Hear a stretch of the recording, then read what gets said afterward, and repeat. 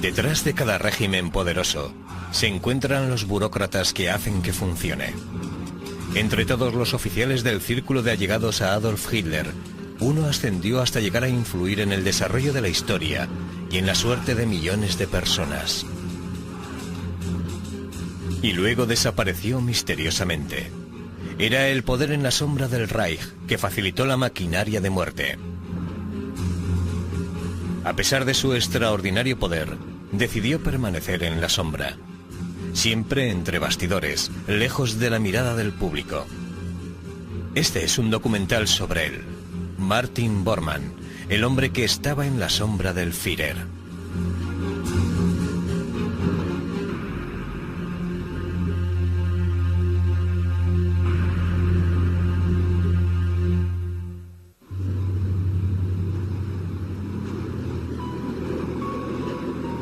La postura oficial del gobierno alemán sobre la suerte de Martin Bormann es que falleció en este puente la noche del 1 de mayo de 1945.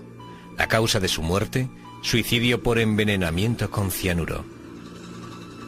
En 1965 se excavó la zona en busca de pruebas, pero no se encontró nada. Luego, en 1972, los obreros de una obra cercana al lugar desenterraron accidentalmente 2 esqueletos humanos, creyendo que uno de ellos era el de Bormann. El cráneo fue examinado por 2 expertos que lo compararon con los registros dentales de Bormann. Hubo algunas dudas, sin embargo el gobierno alemán decidió dar el caso por cerrado.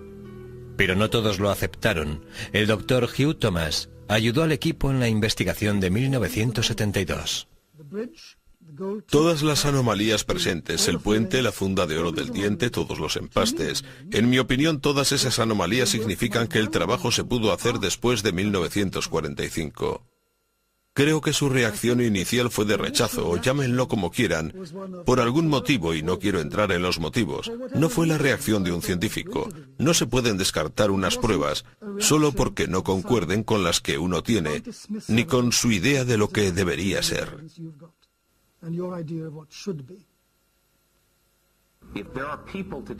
Hoy en día hay personas a las que les cuesta aceptar los exámenes forenses que se le hicieron a Mengele en Sao Paulo, con 12 médicos forenses, radiografías dentales y todo lo demás. Si les resultó difícil aceptar la identificación de Mengele, les costaría 10.000 veces más aceptar la de Bormann. No se trata de decir caso cerrado y sellarlo. Gerald Posner, autor y periodista de investigación, escribió la versión final sobre Josef Mengele, el ángel de la muerte de Auschwitz, y ha dedicado años de investigación al segundo de Hitler, Martin Bormann. En mi opinión, si observamos el nivel más alto del Tercer Reich, la persona que más fácilmente podría huir después de la guerra sería Martin Bormann. Y el motivo es su facilidad para pasar desapercibido. Durante la guerra, si uno cogiera una foto de Bormann y se la enseñara a unos transeúntes alemanes, muchos de ellos no lo reconocerían.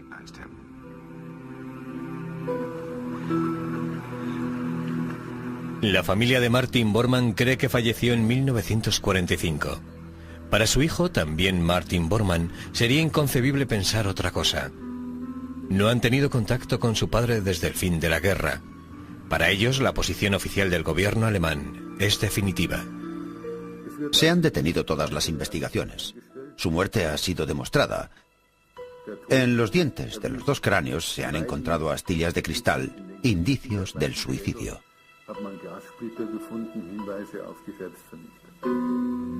Con el paso de los años, la ciencia ha avanzado y finalmente en 1998 un laboratorio alemán logró extraer el ADN de los huesos.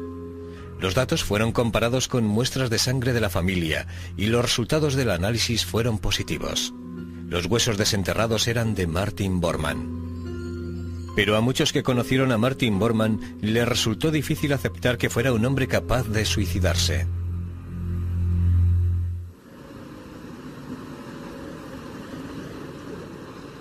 Las cicatrices de la guerra se van borrando lentamente con la reconstrucción de una nueva Alemania unida.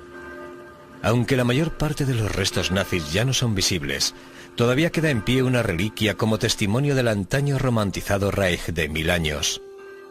De entre todos los monumentos, este es el que simboliza la historia tras el nazi más poderoso después de Hitler.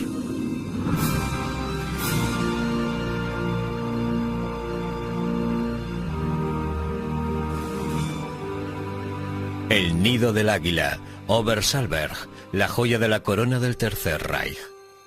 Fue construido por Martin Bormann como un refugio en el campo para Hitler, un trono desde el que el dictador pudiera otear sus dominios. Era 1944. En primera línea los soldados alemanes luchaban para detener a los ejércitos combinados de más de 5 naciones. Todo concluiría en menos de un año, pero en el palacial refugio de Obersalzberg hay motivos para celebraciones.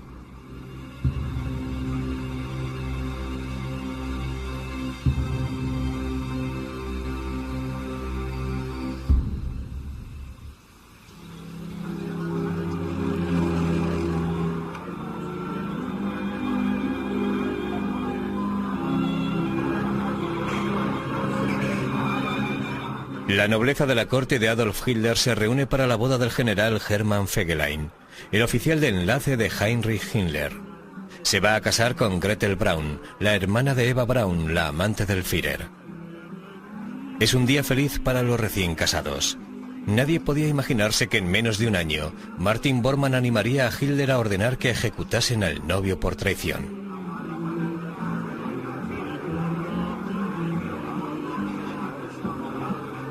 Bormann supervisa todos los detalles de la boda. Como secretario del Führer, su especialidad consiste en controlar el mundo de aquellos a los que sirve diligentemente. Uno de los ayudantes, Rochus Mist, recuerda que Bormann era quien mandaba en Obersalzberg. En el Berghof, Bormann era el amo. Todo lo que hacía en la zona estaba bajo su mando. Todo lo que allí ocurría pasaba antes por Bormann. Todo.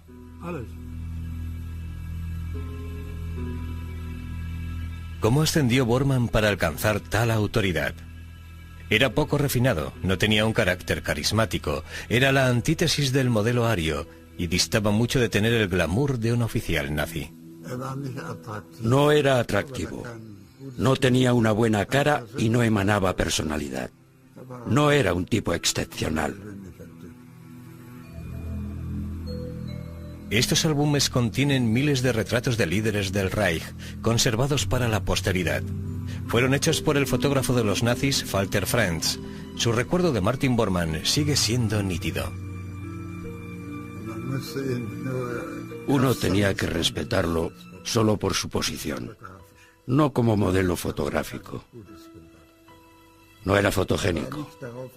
No se esforzaba por destacar. Prefería actuar desde un segundo plano como un hombre poderoso. Era posible fotografiarlo hablando antes con él. No era muy alto, pero tenía un puesto muy poderoso, y todos los hombres del partido tenían que tener cuidado con Bormann para que no los presentase bajo una luz negativa. Siempre existió la sensación de que no se podía confiar en él. Era un intrigante. La actitud general era la de cuidado con Bormann.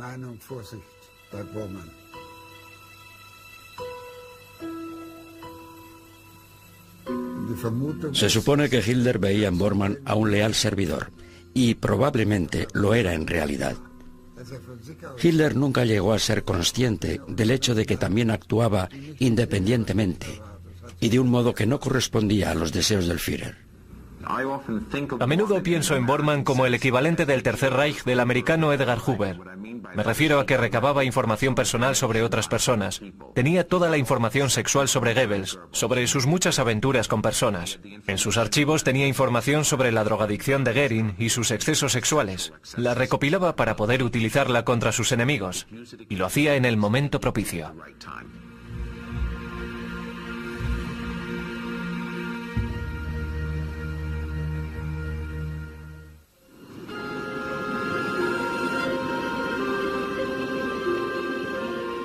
Martin Bormann nació en el pequeño pueblo de Halberstadt, justo cuando el mundo entraba en un nuevo siglo.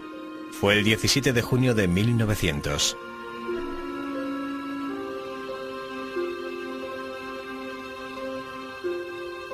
Su madre, Anthony Bormann, una devota luterana, le dio a su hijo el nombre del fundador de su iglesia. Irónicamente, el niño que fue bautizado en honor a Martín Lutero, de adulto llegaría a detestar la religión y un día llegaría a ordenar la persecución oficial de la Iglesia. Martin tenía un hermano y 2 medios hermanos. Su padre, Theodor, trabajaba en correos y casi no podía mantener a su creciente familia. Falleció cuando Martin tenía 3 años de edad. Su madre no tarda en casarse con el tío de Martin, recientemente enviudado y con 5 hijos, y la ampliada familia se traslada a la ciudad de Weimar. En la escuela, a principios de la década de 1900, Martin se ve expuesto al germen del nacionalismo fanático. Es un estudiante mediocre y al llegar al 5º curso deja los estudios, sin poder lograr el título de bachiller.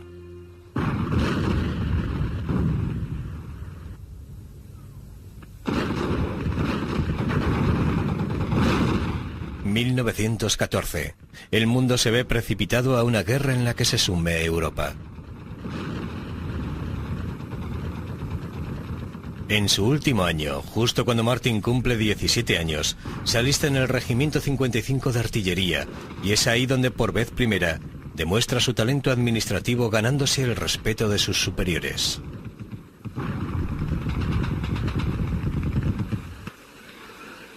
Tras la guerra, la economía de Alemania está en la ruina. Al igual que otros muchos veteranos desilusionados, el objetivo de Bormann es seguir vivo. Encuentra trabajo aquí, en esta granja de Gut Herzberg. Su nuevo jefe es un nacionalista ferozmente anticomunista. Ejerce una gran influencia sobre Bormann, y este se alista en los Freikorps, un grupo paramilitar comprometido a liberar a Alemania de sus comunistas. Uno de sus miembros es Rudolf Hess, el futuro comandante del campo de exterminio de Auschwitz. Para demostrar su patriotismo, Bormann ayuda a una banda dirigida por Hess a secuestrar a una exmaestra de escuela sospechosa de traición. La noche del 13 de mayo de 1923, matan a su víctima de una paliza. Bormann es detenido y le imponen una sentencia menor de 12 meses de prisión.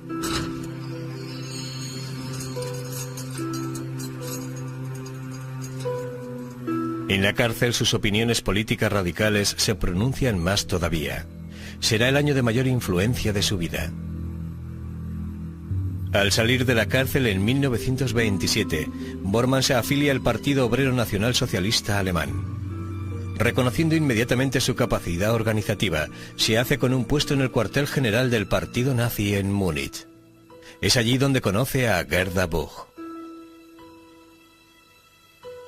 Gerda es hija del comandante Walter Buch, uno de los presidentes del partido y amigo de Adolf Hitler de toda la vida. Para Bormann es una relación ideal. Se casan en septiembre de 1929.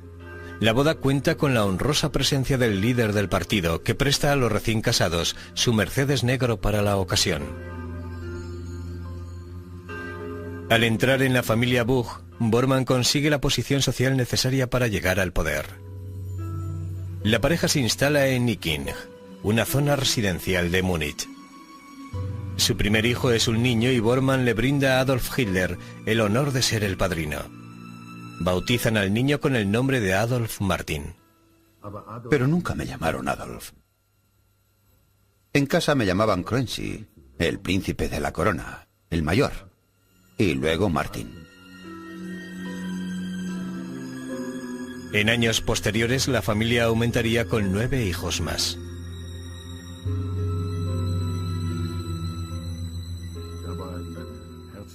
Era un padre cariñoso, pero también estricto.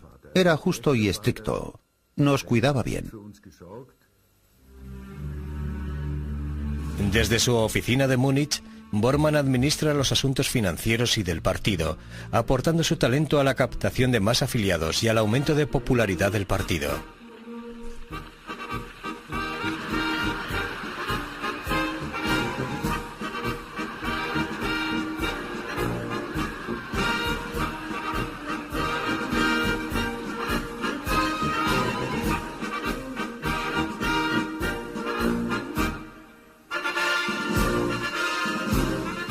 Las elecciones de 1933 llevan a los nazis al poder. El servicio de Bormann al partido no pasa desapercibido y Hitler, el nuevo Führer de Alemania, lo designa para ser jefe del gabinete de Rudolf Hess. El nuevo jefe de Bormann es Rudolf Hess, un alemán nacido en El Cairo que pertenece a un selecto grupo de ministros pertenecientes al círculo más allegado a Hitler.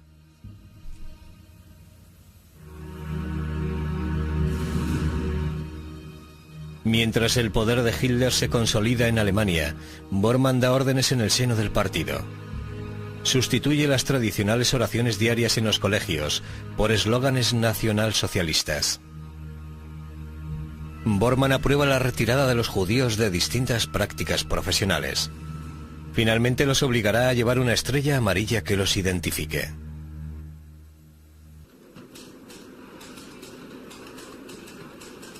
Bormann es diligente, pero inquieto. Su objetivo más importante es atraer la atención de Hitler. Dentro de la capacidad de Bormann para admirar a alguien, creo que realmente admiraba a Hitler. Pero Bormann no era como Goebbels o Rudolf Hess, que miraban a Hitler con una devoción casi incondicional. Su primera lealtad era consigo mismo. Esa era la persona en la que más se centraba. Pero sabía que Hitler era el camino hacia su meta. Estaba en lo más alto del Reich. Por lo tanto, aceptó a Hitler y lo sirvió lealmente. No hay duda alguna.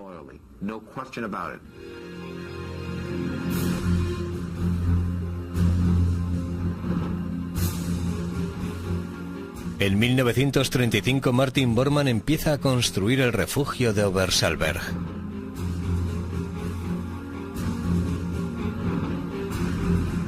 Por primera vez en su carrera puede ejecutar órdenes totalmente por su cuenta. El proceso de construcción pone al descubierto la errática conducta de Bormann. Ordena a los ingenieros que cambien los planos de construcción en el lugar de la obra. Obliga a los residentes de la localidad a trasladarse. Parecía que nada se iba a interponer en el camino de su grandioso diseño. Cuando uno de los terratenientes de la localidad se niega a trasladarse, Bormann no tiene reserva alguna sobre su suerte. Y entonces Bormann ordenó que le escribieran, que le dijeran que iban a llevarlo a un campo de concentración, y entonces accedió.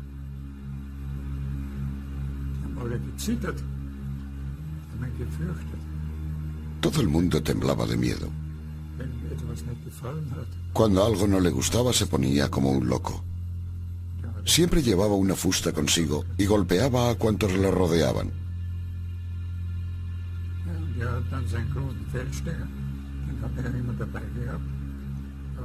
Cogía unos binoculares grandes que siempre llevaba consigo y observaba toda la zona. Siempre buscaba cosas que no le gustaban. Entonces se ponía como un loco inmediatamente. Un día al atardecer, uno de mis obreros se acercó a un árbol que había al lado de la carretera y se puso a orinar. Si eso vuelve a suceder, dijo Bormann, lo echaré de la montaña a patadas.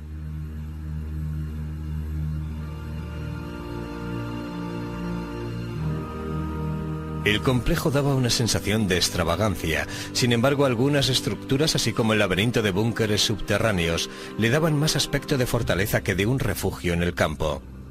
En el interior, un lujoso ascensor cubierto de latón por dentro ascendía 40 pisos a través de la roca maciza hasta llegar a la cumbre.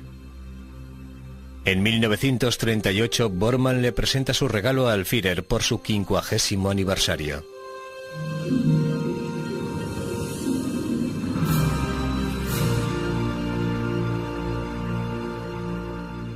En la cima del pico más alto se encuentra la Kelsteinhaus. Sería conocida como el Nido del Águila.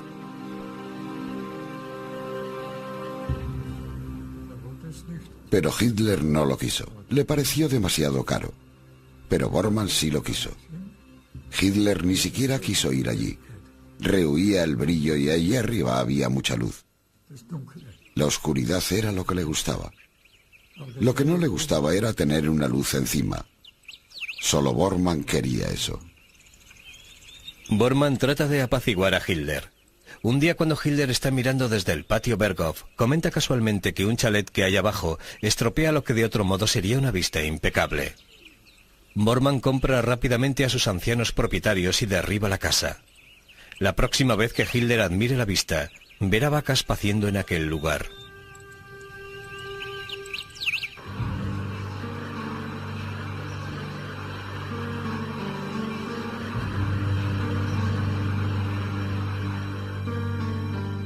Mientras Bormann se corona a sí mismo como soberano de Obersalzberg, Eva Braun es su anfitriona. La amante y el manipulador, ambos seducidos por el centro de suprema autoridad, mantienen una tensa relación. Pero en su búsqueda del poder, Bormann es prudente con Eva Braun. Sabe que puede competir con él triunfalmente para conseguir la atención de Hitler.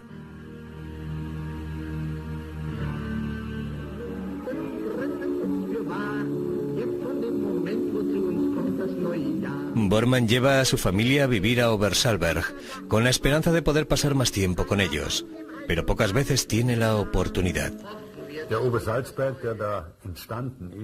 El Obersalzberg fue creado como una especie de Camp David. Para nosotros los niños fue una época muy feliz. Teníamos a nuestros compañeros de escuela. Los niños con los que jugábamos eran los hijos de los empleados de allí.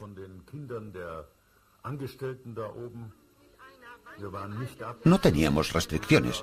Podíamos hacer todo tipo de cosas.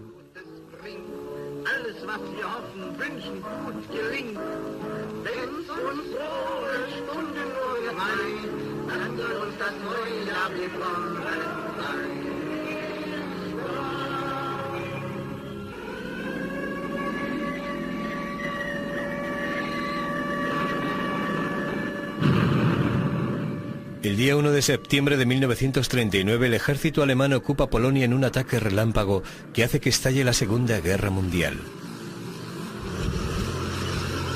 Los primeros años de la guerra producen una serie de victorias para los nazis. Durante la guerra, Bormann estará al lado del Führer mientras avanza sobre Europa con el sueño de un imperio mundial.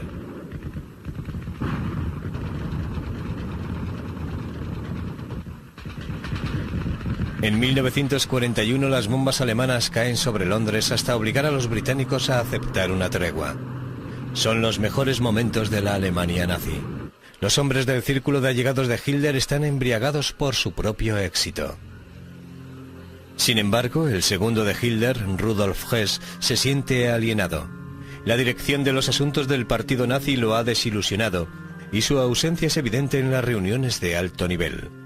Bormann se ofrece a ocupar su puesto y representar a Hess y a su gabinete. Hitler acepta, convirtiendo a Bormann en uno de los hombres aptos para tomar decisiones en el Reich. A partir de entonces, Bormann se dedicará por entero a Hitler, reduciendo su vida familiar a cartas y visitas ocasionales. Bormann aparta sutilmente a Hess, creando una desagradable tensión entre ellos deliberadamente. Incómodo en el dominio de Bormann, Hess rehúye ir a Obersalzberg. Pero Rochus Mist recuerda una de sus pocas visitas. Fue el día en que Hitler recibió una respuesta a su exigencia de una tregua con Gran Bretaña. Fue durante una comida y el doctor Dietrich trajo un mensaje que decía: Mein Führer, los ingleses no aceptan. Entonces Hitler dijo: Dios mío, ¿qué más puedo hacer? Al fin y al cabo solo me queda ir allí y arrodillarme ante ellos. Y aquella fue la señal para Hess. Pero Rudolf Hess cree que puede convencer a los británicos para aceptar un pacto de paz con Alemania y decide tomar la iniciativa. El 10 de mayo de 1941 Hess vuela en solitario a través del Canal de la Mancha hasta Gran Bretaña. Si su misión tiene éxito, recuperará el respeto de Hitler y recuperará su posición. Hitler no sabe nada sobre el plan de Hess y cuando la noticia llega a Obersalzberg, Hitler se pone furioso. Tras la marcha de Hess, en el Berghof se vivieron momentos terribles. Hitler no apareció durante casi 2 días. Dicen que Hitler dijo: no lo entiendo. ¿Cómo puede hacerme esto ese hombre? Aquel era el momento que Bormann había estado esperando. Se ofrece voluntariamente a investigar a fondo el asunto y empieza a indagar entre el personal de Hess.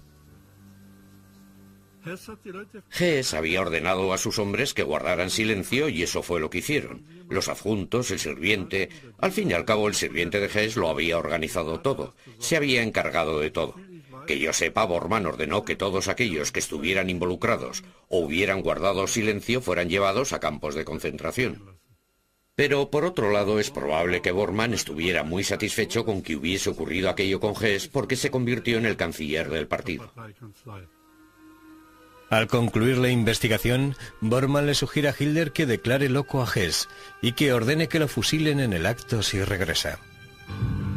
Una vez eliminado Hess, Bormann ocupa el recién creado puesto de canciller del partido. El otrora funcionario ha avanzado hasta la primera línea de política del partido. Para Hitler es una mina de información. Su magistral control burocrático está consolidando su ascenso al poder. Sin su aprobación personal de planeamiento, nadie puede ver al Führer.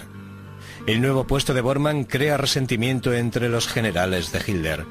Para ellos, Bormann siempre será un oficinista poco refinado y sin educación. Solíamos decir que el jefe no tenía un buen consejero, no tenía con él al hombre apropiado. Eso era lo que decíamos entre nosotros, los camaradas, sobre todo los mayores. Habíamos estado con el Führer desde antes de su llegada al poder. No era el hombre apropiado, realmente no lo era. Desde el punto de vista de Hitler puede que lo fuese como trabajador leal y diligente, pero no como consejero. No era el hombre apropiado. A finales de 1942, en el frente ruso de Stalingrado, el sexto ejército alemán es rodeado y se ve obligado a rendirse. En el imperio nazi está cambiando la marea. Irónicamente elevará a Martin Bormann al puesto de mayor poder de Alemania después del Führer. Después de Stalingrado, cuando los nazis tienen que huir derrotados de Rusia, Hitler se convierte en una especie de recluso. Empieza a pasar toda la noche en vela y a tomar más fármacos. Si Hitler no hubiese tenido a Bormann, podría haberse desintegrado mucho más rápidamente. La guerra podía haberse terminado mucho antes. Aún así, Bormann mantuvo las cosas como estaban. Hitler asciende a Bormann a secretario del Führer, al mando de todos los asuntos de Estado. El título es un mero formalismo. Bormann ya tenía el control de todos los asuntos domésticos del Reich.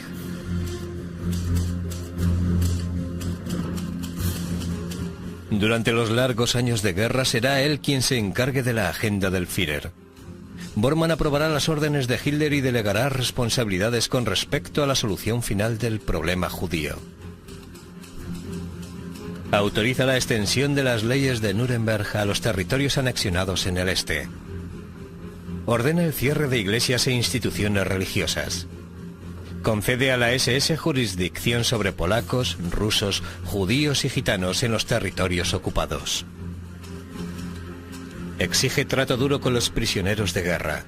Dirige a las Volkssturm, prolongando la guerra movilizando a todos los hombres aptos entre 16 y 65 años. Desde su gabinete se ejecutan órdenes que destruyen a comunidades enteras. Es tan culpable y tan responsable de las muertes de judíos, gitanos, homosexuales y eslavos como Himmler y las SS. De un modo distinto, él es el poder que hay tras el Tercer Reich en ese sentido. Aquellos individuos sin rostro que hacían que funcionara tan bien. La culpa principal no solo del holocausto de los judíos europeos, sino también de la guerra de aniquilación contra los eslavos, contra los gitanos Sinti y Roma y contra todos los otros que estaban incluidos en aquella lista.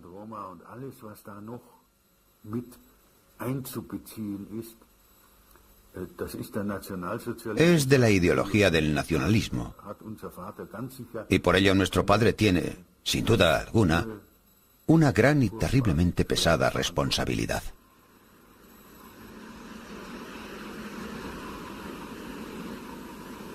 El secretario también dirige la vida privada de su líder.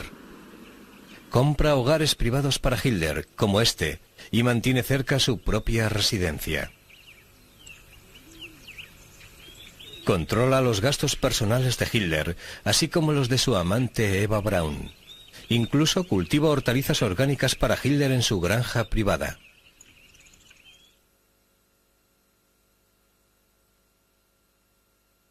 Cuando Hitler padece insomnio, Bormann encarga grandes dosis de fármacos.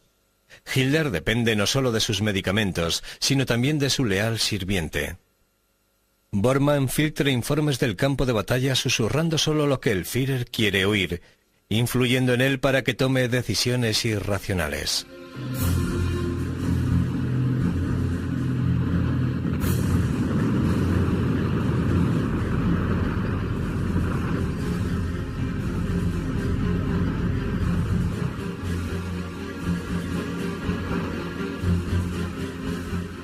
En 1945 los aliados invaden Alemania. Desde su búnker de Berlín, Hitler anuncia por radio que morirá combatiendo con sus tropas. Bormann está a su lado.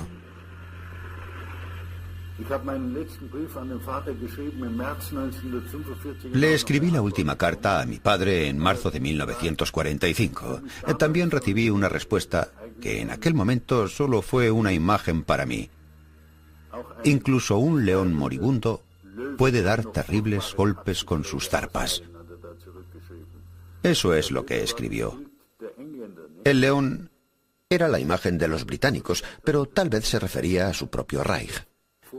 Solo que nuestro animal era el águila, que por entonces ya había caído.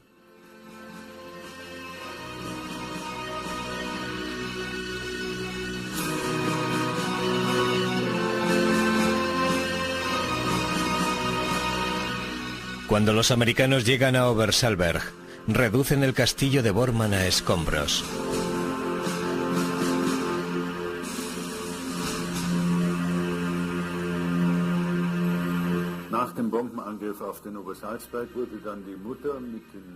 Después del bombardeo de Obersalberg, mi madre, mis hermanos y los niños de las zonas bombardeadas del Ruhrgebiet fueron llevados al sur del Tirol, y así escaparon de la guerra unos días antes, porque el Frente del Sur capituló antes. Luego mi madre tuvo que ir al hospital. Tenía cáncer. Y cuando se dio cuenta de que no mejoraría, le pidió al sacerdote católico del hospital que se encargara de sus hijos.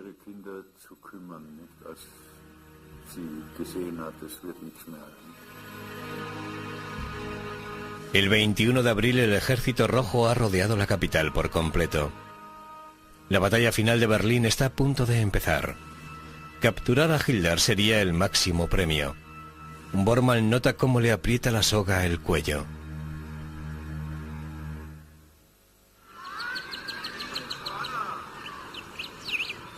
Bajo la superficie de este parque infantil estaba el Führerbunker. El 30 de abril de 1945, solo 39 horas después de haberse casado con su amante de toda la vida, Eva Braun, Adolf Hitler y su reciente esposa se quitan la vida. Yo estaba al lado de la sala de maquinaria cuando oí un disparo.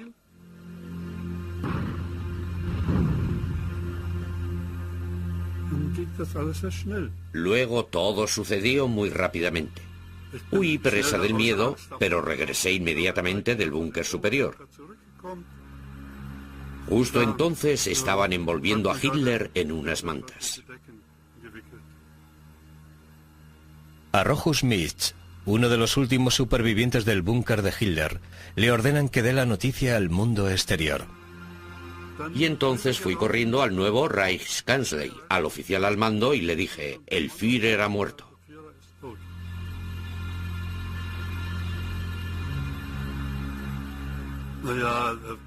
En el búnker el ambiente era de tragedia, un drama. Allí no se veía ninguna cara feliz. Bormann también tenía cara de estar muy asustado.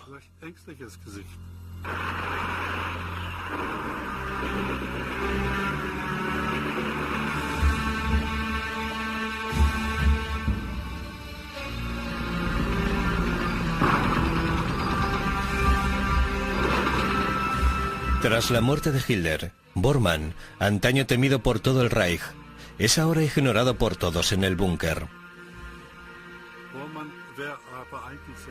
Bormann estaba muy nervioso y estaba tratando de ponerse en contacto con los generales. Pero a ellos no les importaba. Estaba bastante solo. Tras la muerte de Hitler, Bormann no significaba nada.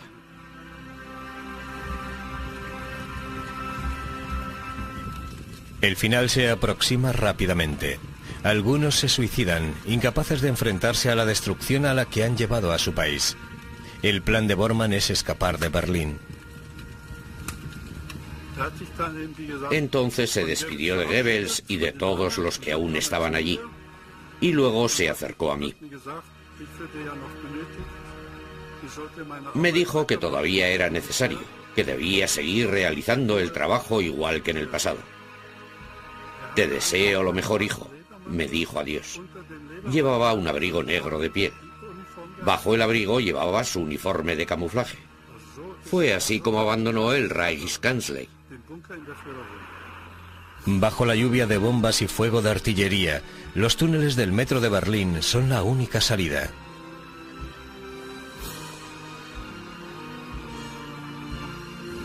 Tiene que ir a una estación de metro cercana, a unos 150 metros de allí, y entrar en la estación. Las tropas rusas están arriba, pero en la estación no hay tropas rusas. Si logra llegar allí, puede ir por los túneles del metro hasta Friedrichstraße, la estación siguiente, donde cree que en aquel momento todavía está luchando un contingente alemán.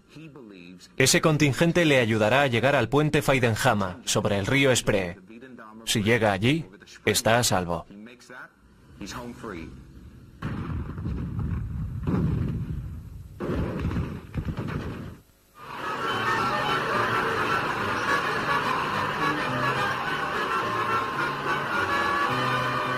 Es el 8 de mayo de 1945. La guerra ha terminado.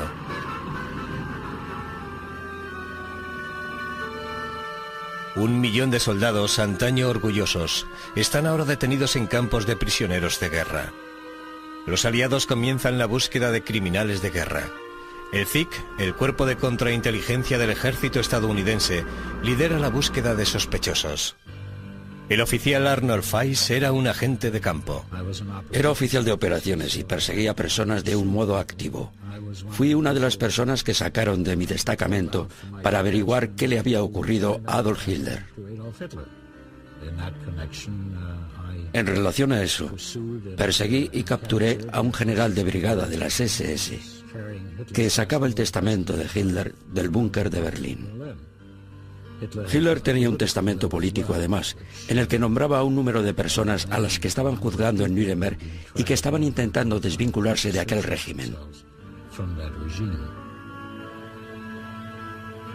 Entre los nombres del testamento está el de Martin Bormann. Ahora, el primer juicio de la historia por crímenes de guerra hará público su nombre. 20 de noviembre de 1945. En el lugar en el que antes se decretaban las leyes nazis, están juzgando a los criminales de guerra nazis capturados. Comienza el proceso contra el desaparecido ministro del Reich.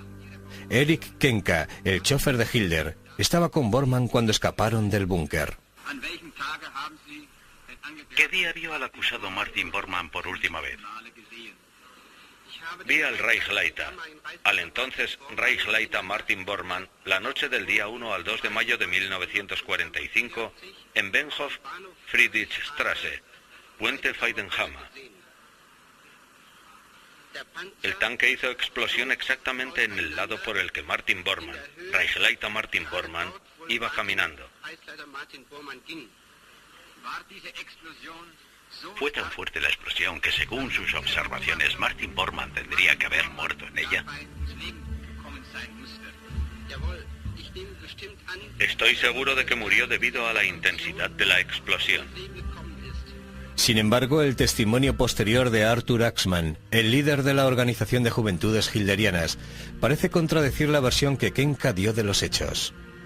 Axmann dijo que vio a Bormann en el puente Feidenstraße. Había encontrado a dos cuerpos aparentemente sin vida. Está seguro de que uno de ellos es Martin Bormann.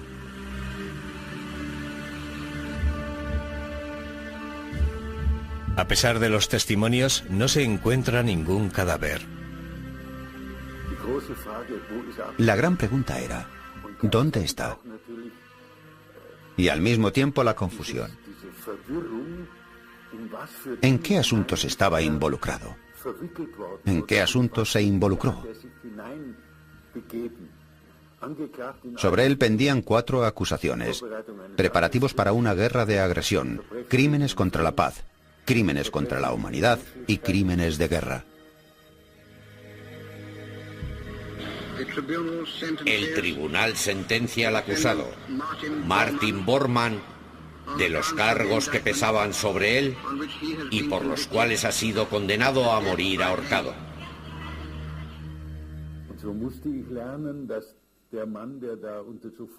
Y así tuve que aprender que el hombre que había puesto su firma en aquellos terribles documentos de deportación, todos ellos incluidos en la colección de documentos del juicio de Nuremberg,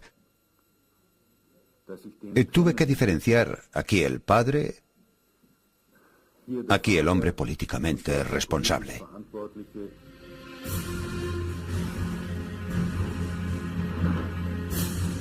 Tras el juicio se pegan pasquines de búsqueda por toda Europa y se asignan agentes americanos a la caza del hombre. Pero Bormann no aparece en ningún sitio.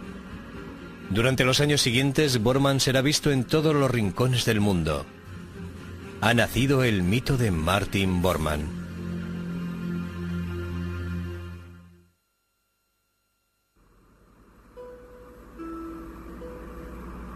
Ha pasado más de una década y sigue sin haber pistas sobre la suerte de Martin Bormann.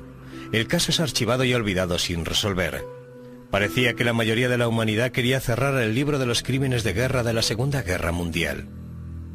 En 1960, con criminales de guerra nazis todavía en libertad, el Estado de Israel se siente obligado a actuar. Agentes del Mossad, el servicio secreto israelí, capturan al coronel de la SS Adolf Eichmann, que se ocultaba en Argentina. La noticia del juicio de Eichmann hace que los fugitivos nazis se metan bajo tierra. Josef Mengele, el doctor del campo de exterminio de Auschwitz, que antes vivía abiertamente en Argentina, se oculta ahora en una granja brasileña. Si Bormann está vivo, ahora ha desaparecido por completo. En 1962, el expediente de Bormann llega a la oficina de Fritz Bauer, un fiscal de distrito alemán. Bauer ordena que excaven el lugar en el que Arthur Axmann testificó haber visto a Bormann por última vez. Pero la excavación no revela nada. Fritz Bauer fallece en 1965, todavía convencido de que Martin Bormann ha eludido a la justicia. Luego, en 1972, unos obreros de la construcción de Berlín hacen un extraordinario descubrimiento. Se desentierran los huesos de 2 cadáveres humanos. El gobierno alemán envía partes de los cráneos para ser examinados por el doctor Hans Riedel, de la Clínica de Policía de Berlín. Riedel compara los dientes con las fichas dentales de su ficha militar.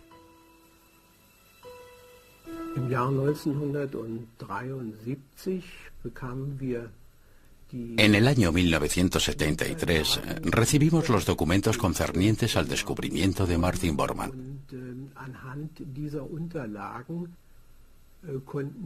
Según aquellos documentos, podíamos realizar la identificación y la comparación.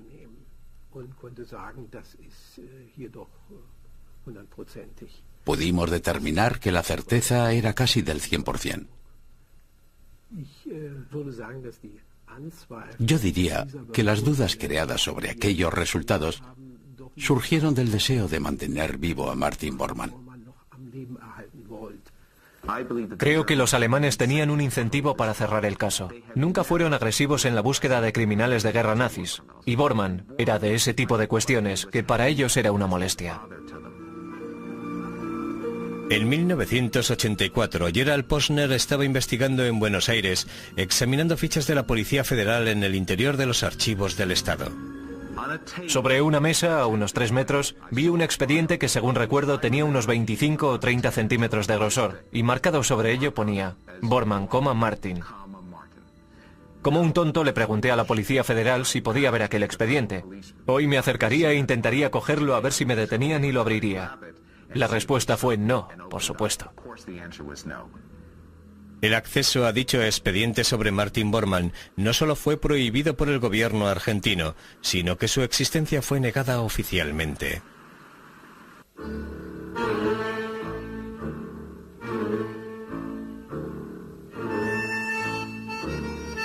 Lejos de la patria, Sudamérica ha ejercido una singular atracción sobre los exiliados del Tercer Reich.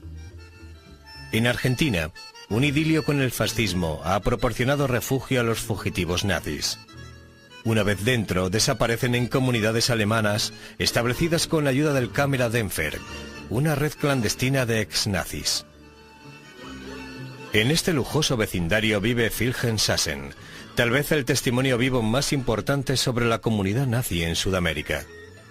Comparte los secretos de infames criminales de guerra nazis que encontraron refugio en este apartado continente. Fue amigo personal del coronel de la SS Adolf Eichmann, del doctor Joseph Mengele, de Hans Rudel y de muchos otros. La relación era muy buena. Durante 5 años, Sassen ayudó a Eichmann a escribir sus memorias. A menudo mencionaba a Martin Bormann como a alguien que también estaba escondido en Sudamérica, pero no en Argentina. Bormann no llegó a pisar Buenos Aires. Está muerto. Hace 20 años. Huyó. Luego regresó a Alemania y se murió. Bormann es otro idiota completo. Klaus Eichmann, el hijo del ejecutado oficial de la SS, que vivía en Buenos Aires con su padre, hizo un llamamiento público a Bormann exigiéndole que asumiera la responsabilidad por sus crímenes. Qué impropio de un hombre, señor Bormann. Aunque lo den por muerto 1000 veces, tanto si aparece como propietario de un aserradero en Chile, o como un ingeniero de minas boliviano, o como un comerciante de café en Brasil, no conseguirá escapar de la justicia. Si puedo contribuir a ello de algún modo, lo haré. De eso puede estar seguro. En 1966 apareció en la televisión alemana. Señor Eichmann, dejémonos de tonterías. ¿Está vivo Martin Bormann? Sí, Martin Bormann está vivo y disfruta de buena salud. Le ha escrito una carta abierta a Martin Bormann, al asesor más allegado a Hitler y el más temido. ¿Podemos llegar a la conclusión de que tiene la absoluta certeza de que Martin Bormann todavía vive? Sí, Martin Bormann está vivo. Vive en Sudamérica. En Paraguay, en 1993, se hacen públicos unos expedientes policiales sobre Martin Bormann. Según dichos expedientes, Bormann falleció en Asunción y fue enterrado en una tumba sin nombre en el pueblo de Ita. El doctor Hugh Thomas manifiesta serias dudas sobre las conclusiones de la investigación alemana con respecto a los huesos desenterrados en Berlín. El cráneo de Bormann se encontraba al igual que todos sus huesos en arcilla roja. Cuando se tiene arcilla roja envolviendo el cráneo, ese cráneo estaba al lado del cráneo de Stumpfegger. Y sin embargo, el cráneo de Stumpfegger se encontraba, al igual que todos sus huesos, en arena amarilla. La tumba era de arena amarilla. En esa parte de Berlín no hay arcilla roja, ni en ninguna parte de Berlín que yo sepa. Y he vivido allí. Por lo que, en esencia, tenemos una situación muy peculiar en la que tenemos arcilla roja en un cadáver, salpicando todo el cráneo. De hecho, envolviendo el cráneo, y sin embargo, esa arcilla roja no se ve en ninguna parte del entorno. Se sabe que hay arcilla roja en Ita, en Paraguay. Y de hecho es allí donde el expediente de la policía de Stroessner sugiere que estaban presentes en el entierro de un hombre que pensaban que era Bormann.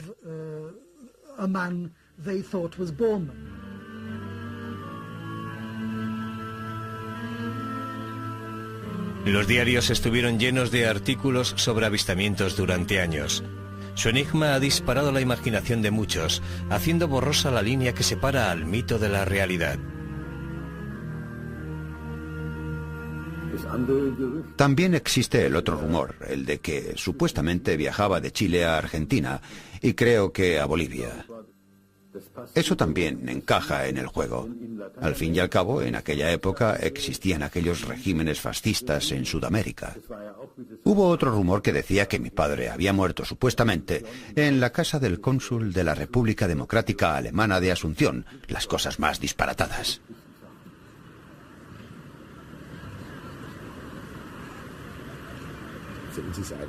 Nos resulta relativamente difícil imaginar que si, de algún modo, Bormann hubiese sobrevivido, no hubiese encontrado forma alguna de hacer llegar algún mensaje a su familia, con un número tan elevado de hijos. Era alemán de extremo a extremo. Ese aspecto personal también le da certeza al hecho de que no sobrevivió el año 1945. Ningún centro debería realizar en exclusiva un análisis en un caso de tal importancia histórica. La presión para reconstruir imaginativamente ciertos aspectos del caso es demasiado grande para permitir la intervención de la posibilidad. Debería haber al menos 2 centros, y en ese aspecto yo habría sugerido y lo sugería a Oxford como uno de dichos centros. Y al menos 2 centros harían que la posibilidad de que un informe fuera falsificado o construido imaginativamente, o llámenle como quieran, fuese casi nula. No es solo una cuestión técnica, además es una cuestión de justicia. La gente dice, ¿por qué preocuparse? Seguirle el rastro y conseguir la historia completa y veraz de lo que le sucedió a alguien tan clave como Martin Bormann es hacer justicia al registro histórico y al recuerdo de aquellos que fallecieron, porque en este caso existe la obligación de decir la verdad.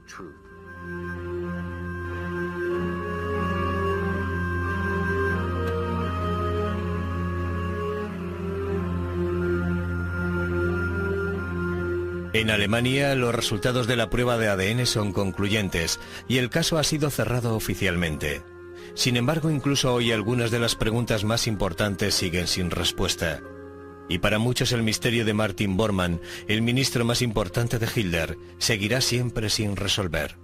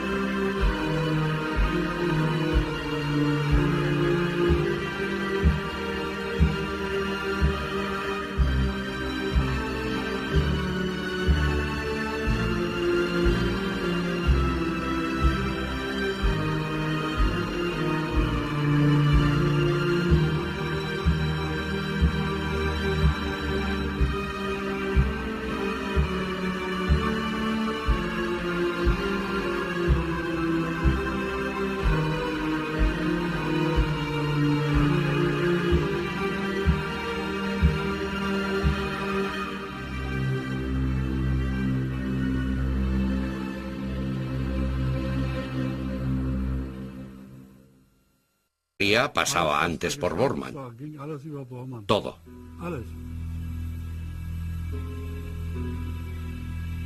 ¿Cómo ascendió Bormann para alcanzar tal autoridad? Era poco refinado, no tenía un carácter carismático, era la antítesis del modelo ario y distaba mucho de tener el glamour de un oficial nazi. No era atractivo, no tenía una buena cara y no emanaba personalidad. No era un tipo excepcional. Estos álbumes contienen miles de retratos de líderes del Reich, conservados para la posteridad. Fueron hechos por el fotógrafo de los nazis, Walter Franz. Su recuerdo de Martin Bormann sigue siendo nítido. Uno tenía que respetarlo solo por su posición, no como modelo fotográfico. No era fotogénico. No se esforzaba por destacar. Prefería actuar desde un segundo plano como un hombre poderoso. Era posible fotografiarlo hablando antes con él. No era muy alto, pero tenía un puesto muy poderoso, y todos los hombres del partido tenían que tener cuidado con Bormann para que no los presentase bajo una luz negativa. Siempre existió la sensación de que no se podía confiar en él. Era un intrigante. La actitud general era la de cuidado con Bormann.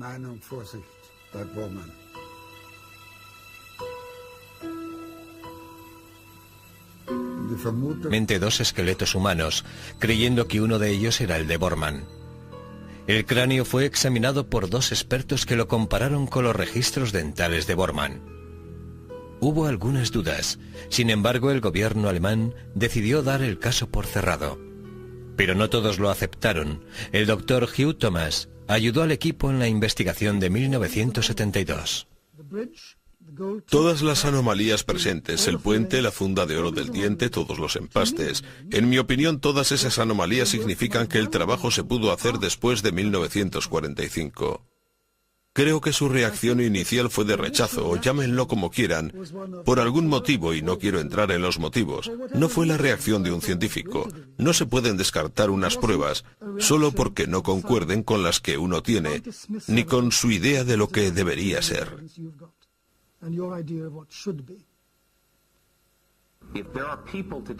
Hoy en día hay personas a las que les cuesta aceptar los exámenes forenses que se le hicieron a Mengele en Sao Paulo, con 12 médicos forenses, radiografías dentales y todo lo demás. Si les resultó difícil aceptar la identificación de Mengele, les costaría 10.000 veces más aceptar la de Bormann. No se trata de decir caso cerrado y sellarlo. Gerald Posner, autor y periodista de investigación, escribió la versión final sobre Josef Mengele, el ángel de la muerte de Auschwitz, y ha dedicado años de investigación al segundo de Hitler, Martin Bormann. En mi opinión, si observamos el nivel más alto del Tercer Reich, la persona que más fácilmente podría huir después de la guerra sería Martin Bormann. Y el motivo es su facilidad para pasar desapercibido. Durante la guerra, si uno cogiera una foto de Bormann y se la enseñara a unos transeúntes alemanes, muchos de ellos no lo reconocerían.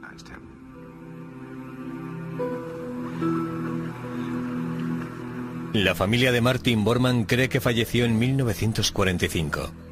Para su hijo, también Martin Bormann, sería inconcebible pensar otra cosa.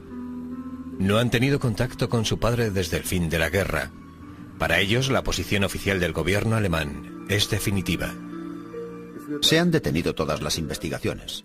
Su muerte ha sido demostrada.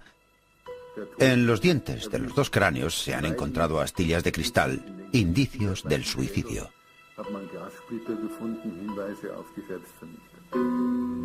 Con el paso de los años, la ciencia ha avanzado y finalmente en 1998 un laboratorio alemán logró extraer el ADN de los huesos.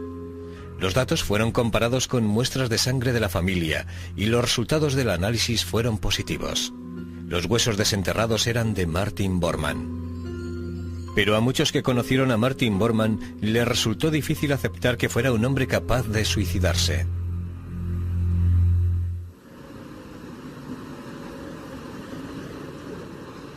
Las cicatrices de la guerra se van borrando lentamente con la reconstrucción de una nueva Alemania unida. Aunque la mayor parte de los restos nazis ya no son visibles, todavía queda en pie una reliquia como testimonio del antaño romantizado Reich de 1000 años. De entre todos los monumentos, este es el que simboliza la historia tras el nazi más poderoso después de Hitler.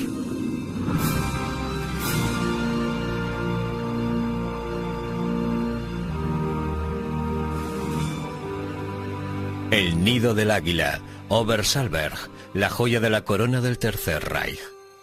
Fue construido por Martin Bormann como un refugio en el campo para Hitler, un trono desde el que el dictador pudiera otear sus dominios. Era 1944. En primera línea los soldados alemanes luchaban para detener a los ejércitos combinados de más de 5 naciones. Todo concluiría en menos de un año, pero en el palacial refugio de Obersalberg hay motivos para celebraciones.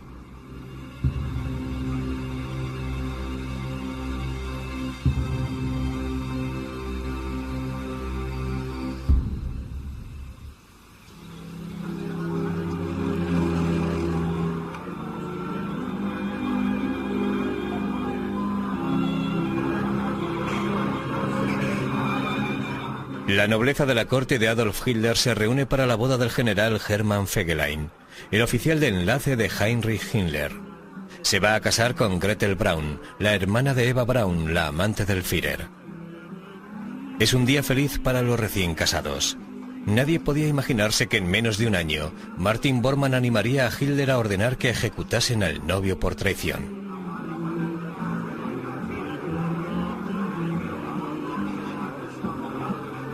Bormann supervisa todos los detalles de la boda. Como secretario del Führer, su especialidad consiste en controlar el mundo de aquellos a los que sirve diligentemente. Uno de los ayudantes, Rochus Mist, recuerda que Bormann era quien mandaba en Obersalberg. En el Berghof, Bormann era el amo. Todo lo que hacía en la zona estaba bajo su mando. Todo lo que allí ocurría.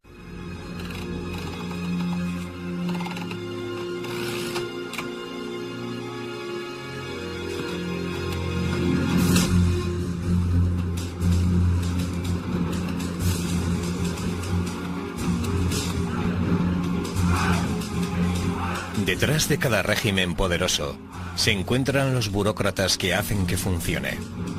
Entre todos los oficiales del círculo de allegados a Adolf Hitler, uno ascendió hasta llegar a influir en el desarrollo de la historia y en la suerte de millones de personas. Y luego desapareció misteriosamente.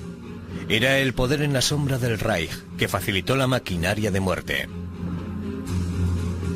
A pesar de su extraordinario poder, decidió permanecer en la sombra, siempre entre bastidores, lejos de la mirada del público. Este es un documental sobre él, Martin Bormann, el hombre que estaba en la sombra del Führer.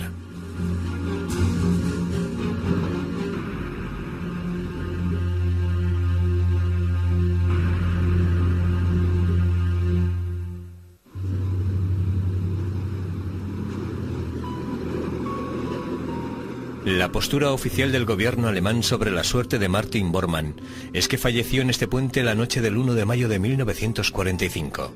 La causa de su muerte, suicidio por envenenamiento con cianuro. En 1965 se excavó la zona en busca de pruebas, pero no se encontró nada. Luego, en 1972, los obreros de una obra cercana al lugar desenterraron accidentalmente